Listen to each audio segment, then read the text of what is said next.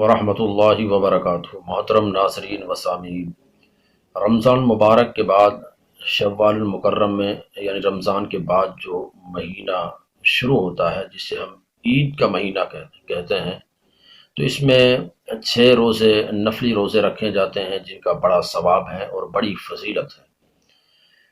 तो रमज़ान मुबारक के रोज़े तो फ़र्ज़ है, लाजिम और ज़रूरी है, जो हर मुसलमान को रखना ही है।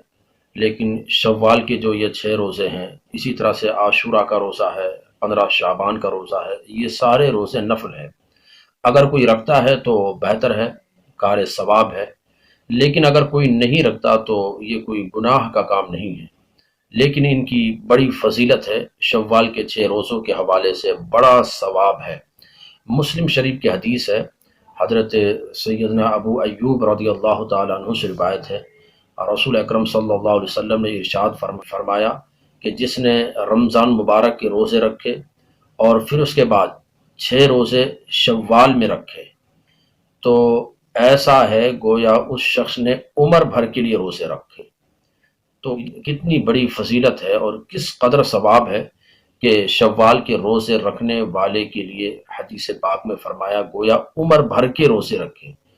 और एक दूसरी हदीस जो हज़रत सैयदना अब्दुल्लाह इब्न उमर रज़ियल्लाहु ताला अन्हु से रिवायत है, उस हदीस मुबारका में शव्वाल के 6 रोज़ों की फजीलत और बरतरी के हवाले से ये है कि जिसने रमज़ान रमज़ान मुबारक के रोज़े रखे और उसके बाद शव्वाल के 6 रोज़े रखे, तो हुज़ूर रहमत आलम सल्लल्लाहु अलैहि वसल्लम ने इरशाद फरमाया, वो शख्स गुनाहों से ऐसे निकल गया जैसे आज ही अपनी माँ के पेट से पैदा हुआ है। यानी जिस तरह से पैदा होने वाला बच्चा बिल्कुल गुनाहों से पाक व साफ होता है, इसी तरह से शव्वाल के रोज़े रखने वाला भी गुनाहों से बिल्कुल पाक व साफ हो जाता है।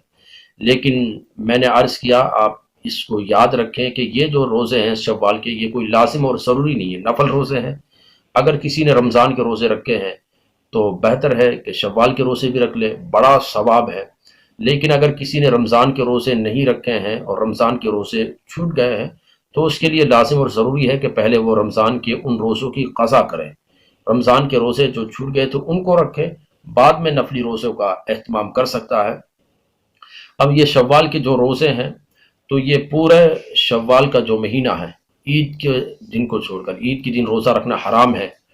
ईद के दिन को छोड़कर बाकी जो शव्वाल का महीना है पूरा, इसमें ये कोई ज़रूरी नहीं कि लगातार ही आप रोज़ा रखें, लगातार भी रख सकते हैं और पूरे महीने में जब चाहें आप रोज़ा रख सकते हैं।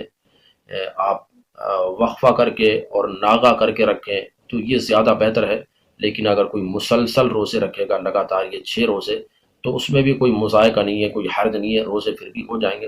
लेकिन बेहतर यह है कि वक्फ़ा करके रखें, यानी एक हफ्ते में 2 रखें, फिर अगले हफ्ते में 2, फिर तीसरे हफ्ते में 2, इस तरह से फिर चौथे हफ्ते में 2 रोज़े। तो इस तरह से 6 रोज़े पूरे महीने में रखें, जब पूरे महीने में रखने हैं जब चाहे रख सकते हैं।